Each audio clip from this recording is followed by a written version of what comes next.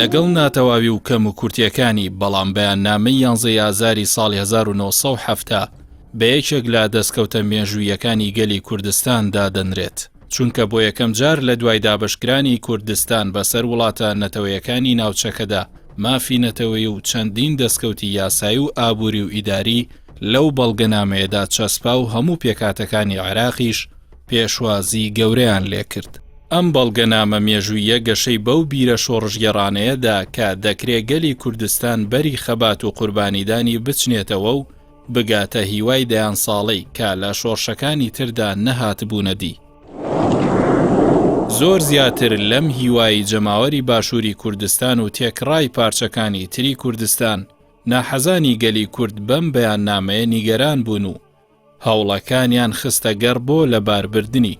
گەرچی دەبوو ئەم بەڵگەنامەیە لەلایەک وەکو ڕێکەوتنی نێوان شۆڕش و حکومەتی بەغدا ڕابگەێنرایە، بەڵام لەوەدا بەعز سەرکەوتوتر بوو کە نێوەڕۆکی ڕێکەوتنەکەی لە چوارچێوەی ڕاگەیاندراوی ئەنجومەنی بەناو سەرکردایەتی شۆڕشی بەعز ڕاگەیاند، وەکو ئەوەی بڵێت ئەوە بەعسە ئەو مافانە دەداتە کورد، نەک لە ئەنجامی خەبات و پرۆتۆکۆڵی نێوان دوولایەن هاتمنەدی. لەلایەکی تریش ئەو کاتە بەعز تازە کودەتای کردبوو، بە هەموو مەرجەکانی کورد ڕازی دەبوو، بۆیە کوردبینی دانوستکاری کورد لەوەدا دەردەکەوێت کە زامنی نێودەوڵەتی وەکو ڕێکخراوی نەتەوەی گرتوەکانی داوان نەکردووە بۆ واژۆی ڕێکەوتنەکە و چاودێر بەسەر جێبەجێکردنیدا، کە لە کاتی بێهێزیدا بەعز بە هەموو مەرجێک ڕازی بووە و لە کاتی بەهێزبوون و خۆپڕچەکردندا ڕێکەوتنەکەی لە نێوەڕۆک خاڵی کردوێتەوە. هۆکارێکی تری سەرنەکەوتنی ڕێکەوتنەکە ئەو ماوە 4 ساڵ پێش نیازکراوە بوو